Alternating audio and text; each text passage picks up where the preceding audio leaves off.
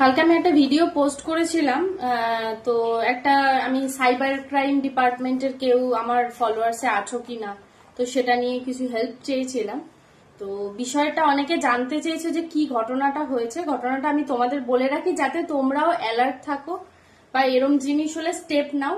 সেটা হচ্ছে একটা ফেসবুক পেজ আছে যেটা 120K ফলোয়ার্স, ঠিক আছে?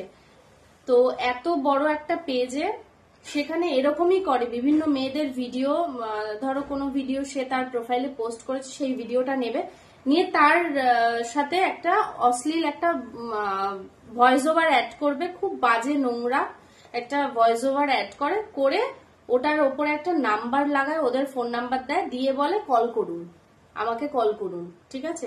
সেরকম আমার ভিডিও নিয়ে 2টো ভিডিও পোস্ট করেছে তার ওই নোংরা প্রোফাইলে।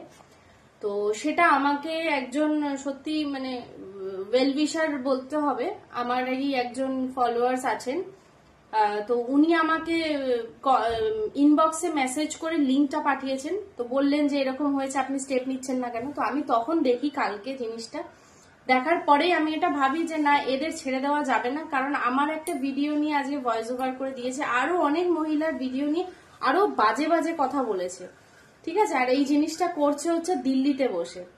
কারণ আমি ট্রু কলারে আমি দেখলাম নাম্বারগুলো, প্লাস ওখানে লেখাও রয়েছে, ওদের প্রোফাইলটাও লেখা রয়েছে দিল্লি।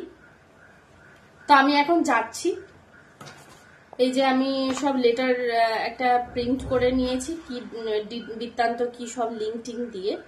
তো আমি এখন যাব খড়দা থানায়। তো অনেকেই আমাকে কালকের আমার ইয়েতে যেই আমি ভিডিওটা করেছি সেখানে রেসপন্স করেছো, অনেক আমাকে হেল্প করেছো, তথ্য দিয়েছো যে কিভাবে কি করব।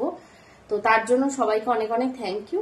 তো আমি এখন এটা নিয়ে বেরোচ্ছি, এইটুকুই তোমাদের জানানোর ছিল। তো তোমরাও সবাই এটা নিয়ে অ্যালার্ট থেকো।